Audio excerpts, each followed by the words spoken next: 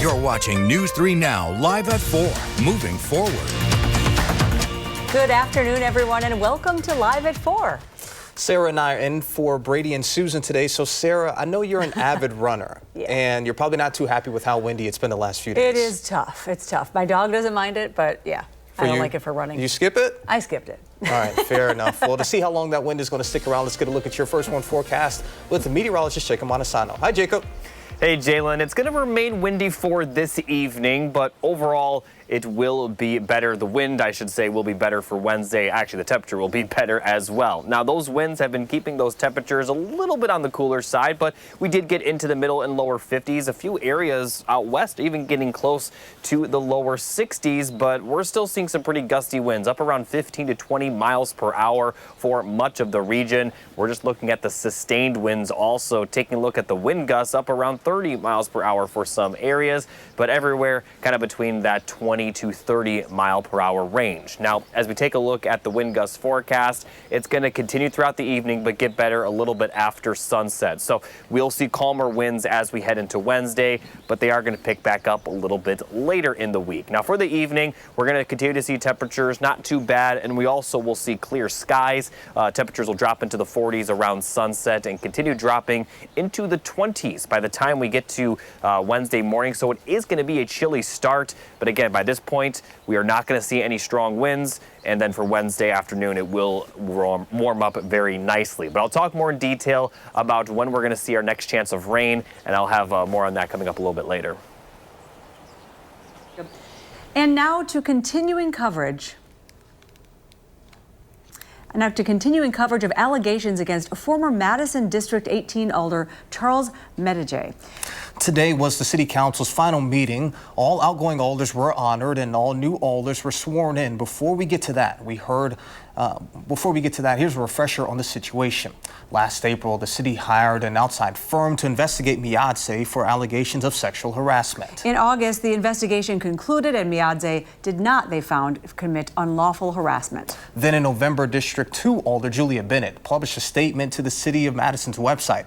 In it, she identified herself as one of the 3 people who accused Miadze of misconduct. So in December, alders voted to censure Miadze and remove him from his roles. Miadze ended up filing a complaint against alders, accusing them of defamation. Later that month, Madison police arrested Miadze for domestic abuse. The Dane County DA charged him with 8 felonies, including burglary, battery, strangulation, and suffocation. A criminal complaint alleged Miadze abused and threatened to kill former Deputy Mayor Gloria Reyes while the two were in a relationship between 2018 and 2021. And that brings us to where we are today. Our Armand Rahman is live outside of the City County building. Armand, what did you hear today? Yeah, Jalen and Sarah, Miadze was not present at the meeting today as his time on council has officially come to an end. The standard resolution for his departure was swiftly approved while his other outgoing alders had their full resolutions and contributions read out loud and other alders commenting on those as well. New alders were all sworn in, including Carmela Glenn, who will be taking Miadze's District 18 seat. Now, early this morning, outgoing District 12 Alder Amani Latimer Burris released a blog post claiming to be one of the people who reported allegations against Miadze last March and April, but she says she told no one that she did so. She also explained her reason for abstaining and recusing from the vote to censure Miadze in December, which happened 2 days before his arrest. Now, at today's meeting, Latimer Burris did not address any of those allegations or the situation with Miadze. Instead, she thanked her colleagues for her time on council. So I want to leave with, it will make you research yourself. It'll make you look into your soul, because you will come up on an issue where it's going to challenge you and you've got to make the right decision. Latimer Burris was beaten in the spring election by Julia Matthews. Miadze's last court date was March 27th, where a judge denied his attorney's motion for a change in venue. And District 2 Alder Juliana Bennett, who, as you said, publicly identified herself as one of Miadze's alleged victims, did not seek re-election, so it was her last council meeting as well today. Now, coming up tonight at 5, I'll have more from new District 18 Alder Carmela Glenn about what she thinks about the future of her new aldermanic district. For now, reporting live in downtown Madison, Armand Rahman, News 3 Now. All right, thank you, Armand. And we're going to show you now the 24/7 domestic abuse helpline in Dane County. You can call it even if you're not from the area, and they will help you find resources near you. If you're not comfortable talking on the phone, you can also text the number at the bottom of your screen. A new bill working its way through the state capitol would eliminate the sales tax on gun safes. Political reporter Will Keneally has more. That bill receiving a hearing in the state capitol today. We checked in here with the Deerfield Pistol Center's manager to see what kind of impact that bill might have. He says keeping a gun stored safely is part of responsible gun ownership. Every gun owner should have one. If a gun is locked in a safe, a kid's not going to get a hold of it and shoot themselves with it, right? Yeah. So that's 100% better than if a kid picks it up off the floor and plays with it. The sales tax in most places around Wisconsin is 5.5%. On a $2,300 safe, that would mean a $126 saving. Finkhauser says he's unsure how much that will drive people to buy safes. His shop sells some safes as low as $35. Coming up at 5, we'll hear more from some of the lawmakers pushing to make this bill happen. Reporting in Deerfield, Will Keneally, News 3 Now. All right, sounds good, Will. Thank you. Next on Live at 4, we dig into the rules surrounding how Dane County awards contracts to nonprofits. When we come back, a special News 3 Now investigation found a questionable process and unreturned calls.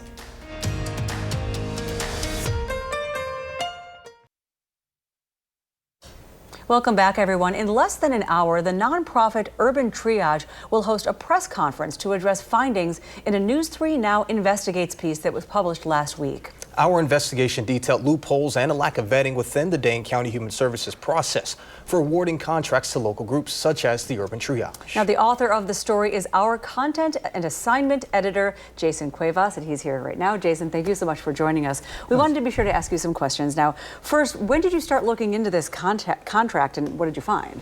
So it started a couple months ago. We get a lot of stuff across the assignment desk.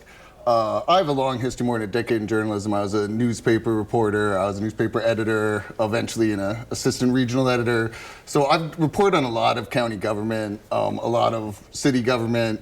I usually go through these things, and I got contracts that had an original contract for a small amount and a big contract for a bigger amount. But what struck me is the addendum, the addition to the contract, was dated before the original contract was signed. I'm like, that's not something I see a lot. I'm kind of curious what's going on. And in the process is where I discovered that this amount was being under $100,000. Let it bypass the county rule to have contracts over $100,000 go to a vote before the full board. And investigating these more is where I kind of discovered some discrepancies in the resumes that Urban Triage had provided as part of the application process for these funds. So before we continue, I think we should kind of go over as far as the work that Urban Triage does. They're an advancement and community advocacy group. They work with underserved communities with housing, and they have like agriculture programs and things of that nature. So I don't want to lose exactly what they do, but you did reach out to Urban Triage. Who did you speak to from there, and what did you get in your conversation with them? Yeah, I spoke to their CEO, Brandy Grayson, and what you might be surprised, it was very nice. I thought we had a very nice conversation. I was actually appreciative because in the course of this story, many people would not return any call.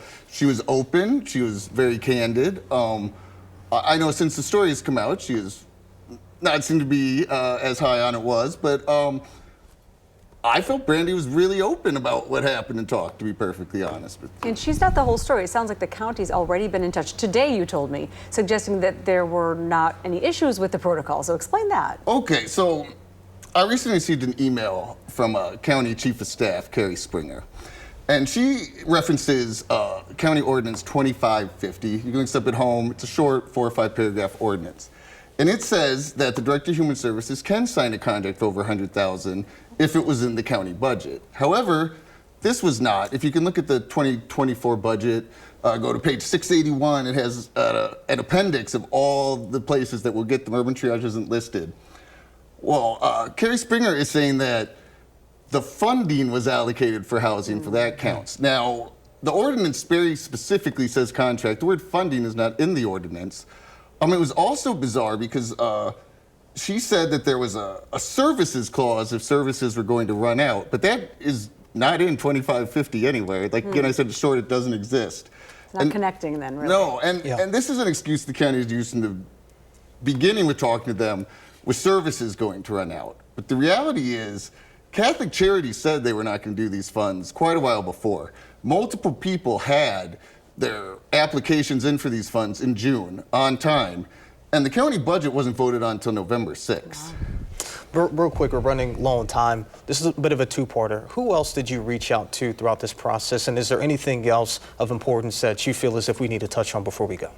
I talked to a lot of people. I talked to an ex-employee of Urban Triage. I talked to multiple county board members. Only 2 were willing to go on the record in any capacity, unfortunately. I talked to multiple people in the county office. I talked to other nonprofit leaders. Very few people want to go on the record with this, but I did get a lot of background information, most of which, I don't really like to share rumors and innuendo and things, so I'm very comfortable with what was put in as what we felt good and solid about. That's wonderful. Thank you so much for your time, Jason, and Thank for you, all of your hard work. And you can find, if you're interested in Jason's full story on the homepage at channel3000.com, or read it with the free Channel 3000 mobile app. That's also where we'll be sending out any and all updates on this story. The hearing is underway concerning a man mistakenly deported to El Salvador.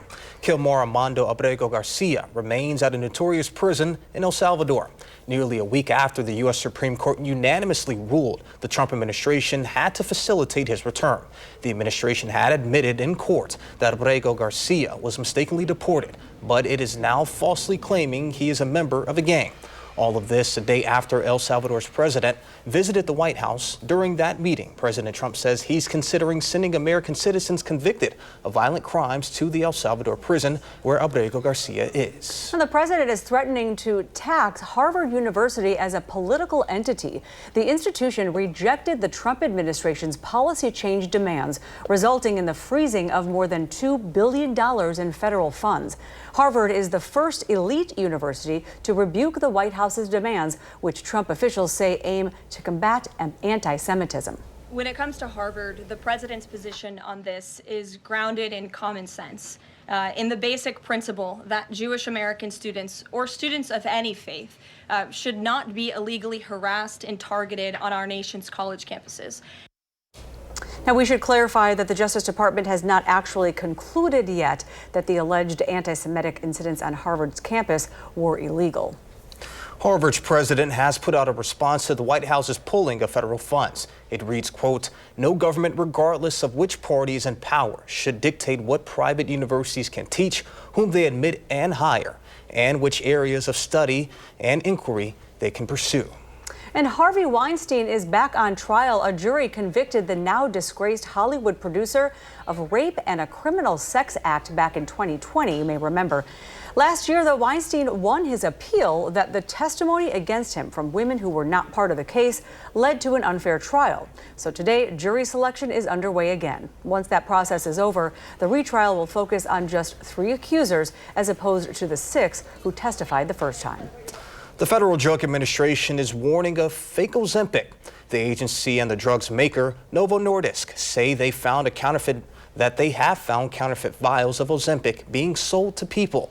The labels on the fake products have a real lot number, PAR0362. They also have a fake serial number with the first 8 digits, 517-46517. If the 2 numbers are paired together, the product is fake, and you should not use it. You should only ever buy Ozempic from authorized distributors of Novo Nordisk. Well, another breezy one out there today. I think I mentioned my dog took me for a walk, or the breeze did. All right, let's get a look at your first one forecast with Jacob Montesano. He's avoiding the wind by joining us inside. Yeah, and the good thing is that we aren't going to see that wind last much longer, but it will eventually pick back up. Now, looking at the 3 things you need to know, we're going to see clear skies for tonight and for much of tomorrow, but then we are expecting rain Thursday and Friday. That will be accompanied by some breezy conditions again, but it won't be windy for tomorrow. And then later in the forecast, we do have a shower chance for your Easter Sunday. Sunday. Now first, let's take a look at the overnight forecast. We're going to see clear skies by tomorrow morning. It is going to be calm in the wind department, but because of the clear skies and calm winds, temperatures will drop into the upper 20s, but then they are going to rise pretty comfortably into the middle and upper 50s for the afternoon tomorrow, and we are going to see a good amount of sunshine, maybe some clouds here and there, but we're certainly not expecting any rain. Now looking at the temperatures beyond just tomorrow, Thursday and Friday, they're really going to warm up to possibly even the lower 70s for your Friday. Now next week we aren't going to see temperatures quite that warm, but we're still talking about highs in the upper 50s, lower 60s, which is actually very close to normal for this time of the year. Might drop a little bit on Monday, but overall we are looking very comfortable in the temperature department going forward. And looking beyond just the next 10 days, we are going to see very warm temperatures beyond that in the 8 to 14 day temperature outlook. Now talking about that rain chance, we'll see some showers and storms begin to move into our area Thursday afternoon and evening, and possibly continuing for much of the night and into early Friday as well. Now, some of the storms Friday could be on the stronger side. We don't have an alert day in the forecast, but I advise everyone to stay updated to our latest forecast for the possibility of that severe weather. Some of that rain may even linger into Friday evening, but Saturday will be dry before we have a chance of rain Sunday. But right now, it does look like we're going to see just mostly showers, but it may rain for a good chunk of the day. So timing out to all these precipitation chances, we are going to see that increase for Thursday, especially in the afternoon and overnight, and then again for Sunday. So there will be some nice days within the next 10 days, but we also are going to see quite a bit of rain, which is something that we still kind of need considering parts of Wisconsin still under a drought at this time. All right, Jacob, those April showers certainly do bring those May flowers. Coming up on Live at 4, a whopper of a reveal you don't want to miss. This is a great story how a group in Columbia County is doing something good to make a little boy's dream come true.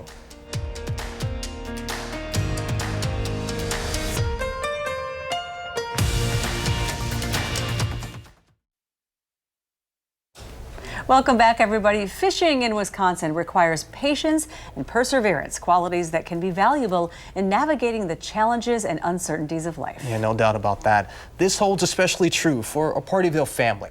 Josh Friday shows us how the Columbia County community is doing something good in helping one young boy live out his dream. Smiles after smiles after smiles. It's no surprise this boy loves to fish. 8-year-old William Schultz is especially proud of his biggest catch yet. How big was it? Like this big. But the road here wasn't easy. It's the little things in life that we try to make the biggest. William struggled through medical issues since he was 5 days old, spending time in the UW Children's Hospital and dealing with GI issues ever since, along with the anxiety that comes with it. For us, it's not materialistic. It's just being able to do the little things in life that we love to do, as simple as going spending time on the water. So fishing has become William's great escape with mom, dad, and sister Ellie. It's just that time to spend with each other. Nice, quiet. It's away from the hustle and bustle of life. And regardless of whether you catch fish or not, it's that time spent together. And it's those memories made that make it all worth it. The family works with Josie's Gift, a nonprofit aimed at putting smiles on the faces of children fighting battles no child should have to fight. William had a hard start in life. He's coming through strong. He's making the best of it. Over the past year, Daniel and Laura O'Kane have been holding a pretty big secret. That's a lot of stuff. If we can take a kid's mind off what they have to deal with on a daily basis, that's a win for everybody. Filled with lures. With the help of Wisconsin Women Fish, the Schultz family was gifted this fishing gear. Gotta have gummy worms in a boat. Outside Don's Marine in Lodi. With Mom and Dad's permission, Josie's Gift would like to donate all this stuff for you so you can enjoy fishing. Are you okay with that? But I get one gummy bear. You don't know what to think, do you? But that's just the start in making this boy's dreams come true. William, you're going to need somewhere to keep all that tackle, aren't you? Yeah. There's a key to something special we got coming around here for you, bud. Any day fishing is a good day. Don's Marine donated this fishing boat. No. You think you can use all that tackle and that boat to go catch some fish, bud? Yeah. I think this is more than a dream come true for sure for him. one that William couldn't wait to hop in. Something like this doesn't happen unless you get a whole bunch of people that come together and make something like this happen. And we're just extremely grateful. A true community effort. We're a very family-oriented dealership. We want everybody that comes in the door to feel that way as well. So to treat them the same way and to help another family, it's really meaningful to our family. One happy second grader. Enjoy it, bud. It's kind of crazy. And a family looking forward to more memories on the lake. We like to make it happen for others. So for us to have it happen to us is, there's no words. There's no words. Teaching us that fishing, like life, can be a journey of exploration and discovery, where the true value lies not just in the catch, but in the experience itself of doing something good. In Lodi, Josh Breiter, News 3 Now. That's awesome. How many kids can say that they got their first boat before they got their first car? He's such a cutie. Definitely an exclusive club. Now, you can learn how to help the mission of Josie's Gift by visiting this story on channel3000.com. And in July, the nonprofit will hold its annual fishing event on Lake Winnebago, helping put smiles on the faces of dozens of kids just like William. That's so awesome. More out there. All right, sounds good. Coming up on Live at 4, whether or not Damian Lillard will be ready for the first game of the playoffs. And an update to a breaking news story we brought you yesterday in Stoughton. Stay with us.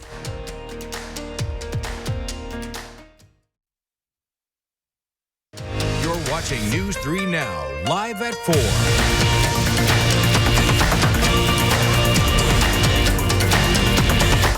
Good afternoon, everyone, and welcome to Live at 4, and thanks for joining us. I'm Sarah Carlson, filling in here with Jalen Banks. Yeah, we're in for Brady and Susan, the perfect duo for Live at 4, but let's get a look at your first warn forecast with Jacob Montesano. Jacob, what should we expect? Well, you can expect windy conditions to subside a little bit overnight and for tomorrow. And we're also going to see temperatures warming up for your Wednesday. Overall, it will be a lot nicer, but we do have a chance of rain later. Now, let's take a look at the current conditions right now, though, because we're still dealing with those gusty winds, sustained winds up around 15 to 20 miles per hour still for a lot of the area. And the wind gusts are up near 30 miles per hour for portions of southern Wisconsin. Now, as we take a look at that forecast, it's going to continue throughout the evening, but closer to sunset is when it will really calm down. And then after sunset, the winds are going to almost immediately feel a lot better if you are still outside. Now, as we get towards tomorrow morning, it's going to be even better than that. Now, looking at the current conditions, we're seeing temperatures in the 50s right now. Some areas further west are close to the lower 60s, but it still is a pretty comfortable day despite the wind. A lot of that has to do with the fact that the sun has been shining for much of the afternoon, and we'll continue to see clear skies for the evening. Temperatures dropping into the upper 40s by the time we get to sunset. And as we head towards tomorrow morning, with the clear skies and calm winds, that will allow temperatures to drop possibly into the 20s. So it will be a chilly morning, but it will be a very nice afternoon for your Wednesday. I'll talk more about that, and I'll track our next chance of rain coming up a little bit later. All right, sounds good, Jacob. We'll see you in just a bit. Right now, lawyers for both the Trump administration and a man mistakenly deported to El Salvador are in court. A federal judge firmly rejected the Trump administration's argument that her directive requiring the government to facilitate the Kilmar Armando Abrego Garcia's release only means removing domestic obstacles that would impede his ability to return to the U.S. This was the first proceeding since Salvadorian President Nayib Bukele visited the White House yesterday, at which Bukele said he would not allow for Abrego Garcia's return. Also at that meeting, the president suggested he would send American citizens convicted of violent crimes to the notorious prison. Today, reporters asked the president's border czar about that proposal. You know, someone mentioned that to me this morning. I haven't yet talked to the president. I just got back in town yesterday, so I haven't had that conversation, what that conversation was about, where it come from. So I'm not going to comment on that until I speak to the president directly. Legal scholars say it would likely be a constitutional violation to send any native-born citizen forcibly into an overseas prison. One of the people charged with killing a man and burning his body in Juneau County last year has been found guilty. A jury convicted Donald Dahlberg of Grand Marsh of first-degree intentional homicide, having a gun as a felon, hiding a corpse, mutilating a corpse, arson, and more. Prosecutors say last January, Dahlberg shot and killed 57-year-old Floyd Burdick, dumped his body in a snowbank and burned it. The other person charged in this crime is Crystal Toomer, has not pleaded guilty and is set to return to court next month. The judge will sentence Dahlberg on May 23rd. We have an update from Stoughton police on the shooting that happened yesterday. Police say the victim, a 19-year-old man, was shot in the face while in the passenger seat of a car. The driver drove away from the shooting scene to East Main Street, where police responded to calls for help. The victim is still receiving treatment at the hospital. Police still aren't sure where the shooting actually happened. They have not arrested any person of interest yet, and they're still trying to find a person of interest. They're asking anyone with any information to call them at 608-873-3374. A man is in custody after a police chase earlier today. At 8:30 this morning, Dane County Sheriff's officers responded to Hillside Road in Albion for a man acting erratically. When the man tried to hit two people with his car, one of them shot into the air. The man drove away, kicking off the chase. Now, as state troopers chased the man's car and deputies put out tire deflation devices, the man ultimately hit one of them and stopped just north of Highway 1218 in Cottage Grove. Luckily, no one was seriously hurt, and the man is now facing charges. And on Wall Street, had a rare quiet day following weeks of anxiety over the president's tariffs. The Dow dropped 156 points and the Nasdaq lost just up to 8, and the S&P 500 is down 9. And ESPN is reporting the Bucks will be without Damian Lillard for the start of the NBA playoffs. Right now, Lillard is still recovering from a blood clot in his right calf. The Bucks released an update today on his condition. The GM says Lillard's most recent scan shows he's made some significant improvement and will continue to increase his court basketball activity, but he will not be ready for the game against the Pacers. Now, we are just a day away from the Memorial Union rolling out the chairs right out in front of Lake Mendota. One of the best days, and there's a new addition in the mix. Our Merrill Hubbard shows us. It won't be long until Memorial Union is filled with the classic Union chairs. It's one of the ways UW-Madison signifies summer is right around the corner. But until those chairs roll out, you can catch this ray of sunshine in the meantime. Their name is Ray, Lake, and they are absolutely adorable, and they're selling very quickly, which we're very excited about. UW-Madison's Memorial Union stocked the shelves with Sunshine. Ray is the second ever Union plushie to become available to the public. The first debuted in 2024. A green one named Maple Fields that sold out 500 plushies within 3 hours of release. But before Maple and Ray, there was Emily Swanson, a now UW-Madison senior and Union intern whose marketing skills made these plushies a reality. My favorite part of the job I have here is I get to see my work out in the world. Even if it's a menu, I made that, I made the edits, I touched that in the process, and I think that's just a feeling you can never really replicate elsewhere. Emily has been a graphic design intern for Memorial Union since her freshman year. She says that she designed Ray's facial expression to embody joy ahead of the summertime. The Ray plushies are available for purchase at Memorial Union, Union South, and online. Reporting in Madison, Merrill Hubbard, News 3 Now. All right, thank you, Meryl. I'll have to jump online right away. All of the proceeds for the plushies go back to supporting student leadership at the Memorial Union. And now's your chance to help donate baby and toddler essentials that will help hundreds of families across the area. Yeah, News 3 Now is once again partnering with Babies and Beyond of Wisconsin for our community baby shower. The nonprofit provides free materials and supplies to pregnant women and families with children up to the age of 4. Executive Director Brenda Collins says they serve 1,300 babies a month. So to help the growing need right now, Babies and Beyond is looking for gently used clothing, strollers, high chairs, swings, and most importantly, larger size diapers and wipes. They could be in those for up to a year or longer. So we need those larger sizes. And you can donate right from your home.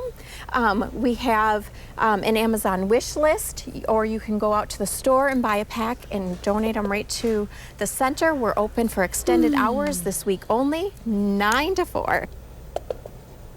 And you heard that, 9 to 4. Babies and Beyond is located at 1922 South Stoughton Road in Madison. To find a full list of items, you can visit our website, channel3000.com. Yeah, I'd covered this event last year, and I can genuinely say there were tons of families rolling through, just showing just how important that service is. Oh, yeah, so I'm happy that we're partnering with them.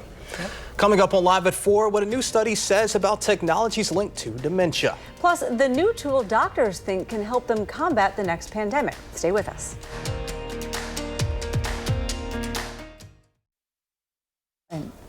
Welcome back, everyone. 5 years ago, COVID swept the country, as you remember, infecting millions. And scientists are already concerned about the next airborne threat. But there's a new tool that could help them fight it. And is technology linked to dementia? UW Health's Dr. Jeff Potoff is here with us with the answers. Dr. Potoff, thank you for always joining us. All right, so tell us about this new tool about fighting another potential pandemic. Yeah, I think this is interesting. So a lot of us are familiar with ultraviolet light. There's 3 spectrums. There's A and B, and we're familiar with those because that's what causes sunburns, and we wear sunscreen for that. There's actually UVC, which the ozone filters out, so naturally we're not exposed to it, but we can man-made create it. And we've actually been using this in hospitals. So say at UW Health, we want to clean a patient room. We do normal cleaning, but then we have almost like a robot that bathes the whole room in UVC, and it kills any remaining bacteria, viruses. Wow. Pretty cool, right? The problem is this is really bad for your eyes, so people can't be in the room when it's happening.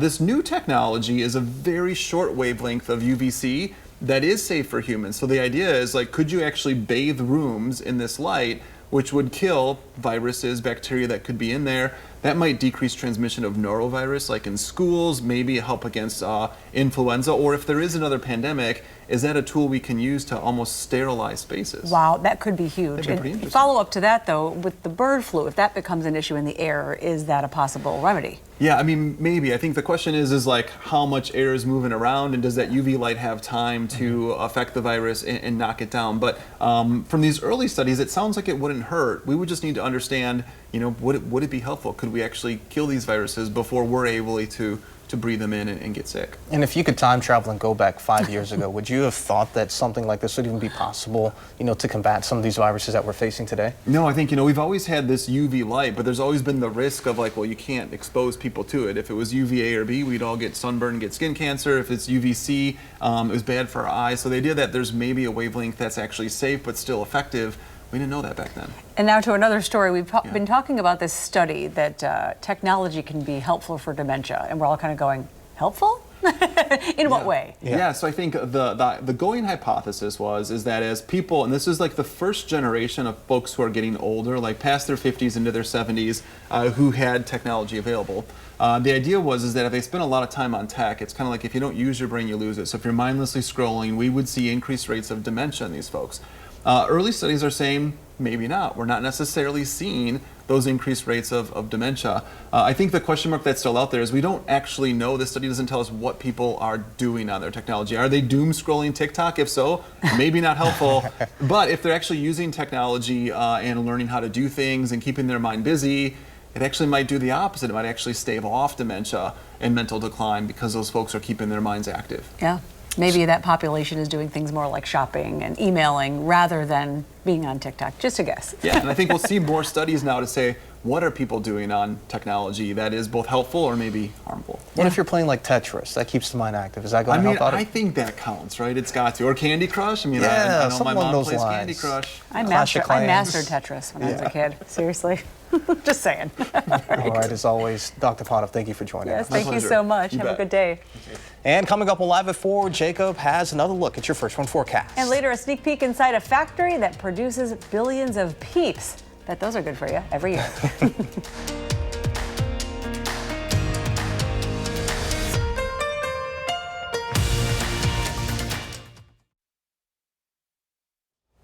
Thank you for staying with us. We're taking a live look at American Family Field in Milwaukee, where the Brewers are hosting the Detroit Tigers tonight. You can watch that game on Channel 3.2, Television Wisconsin. Coverage starts at 6:30 p.m. It should be a good game. And now let's get a look at your first word forecast and what will that weather be like?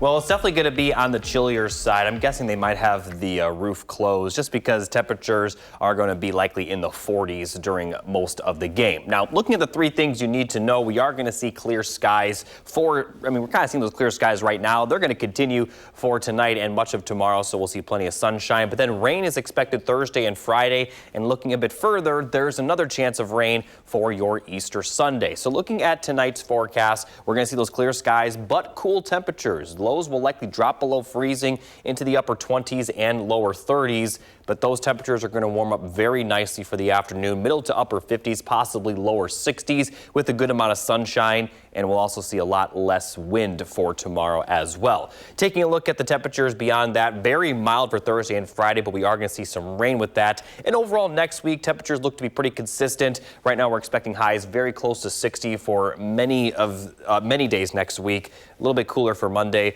but those highs near 60, very close to normal for this time of the year. Now looking at those rain chances, we're going to start out Thursday dry, but we'll see some of those showers and a few storms move in the later afternoon and evening. Some of those storms could be severe, and that may continue into Friday as well. So we'll continue to see some showers and storms during the overnight hours and into Friday, possibly even into Friday evening as well. Again, there is a small chance of severe weather. We don't have an alert day in the forecast right now, but we are keeping an eye on that severe weather potential. It will clear out Friday night. Saturday then looks to be dry.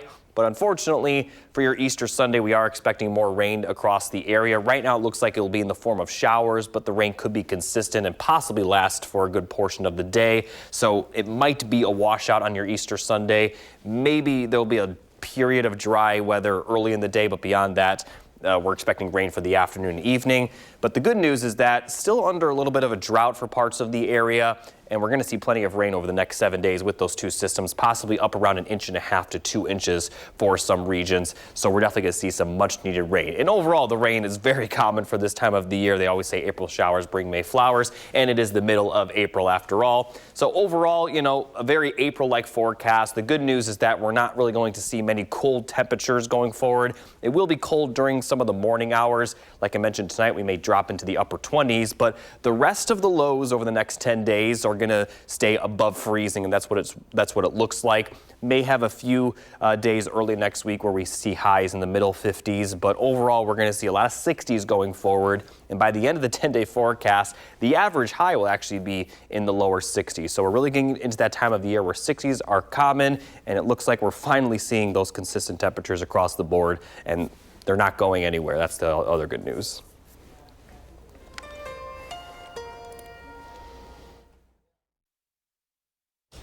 Now, if you peep into an Easter basket, more than likely you'll see plenty of peeps. I will admit they're my favorite. So whether you love them or hate them, and there's both of those brightly colored marshmallow candies are a staple holiday treat. Peeps begin their Easter pilgrimage at a family-owned candy factory in Bethlehem. This is true, but Bethlehem, Pennsylvania. Just Born Quality Confections cranks out an average of 5.5 million peeps a day. Now that adds up to a whopping 2 billion peeps a year. We think that peeps have become such a cultural icon because they have been passed down through generations. Families that have put them in Easter baskets or received them in their Easter baskets are then passing them down to their children and family and friends. And of course, peeps tend to draw a mix of reactions. Some say Easter baskets are not truly complete without them. Others prefer to stick with the chocolate eggs. I think I'm one of those people that sticks with the chocolate eggs. I can't say that I'm a peep lover. I loved it when they came out with peeps for other holidays too. Yeah. I like peeps, you know, a little bit, but I'm not like a huge fan. I'm kind of indifferent, which is actually like an anomaly. I feel like everyone either hates them or loves them. That's fair. Yeah, I'm in the hate category. You can be somewhere in the middle, which the weather is too. Yeah, very close to normal for this time of the year going forward. We'll be very close temperature-wise, but we are going to see plenty of rain, but that's also pretty common this time of the year, especially Thursday afternoon into Friday, and then we'll see another chance of rain for your Easter Sunday. Not expecting thunderstorms for Easter Sunday, but we are expecting consistent rainfall, so unfortunately it may put a blemish in some plants. Won't be so bad though. And speaking of plants, tomorrow on Live at 4, Lisa Briggs will be by to answer your plant questions too.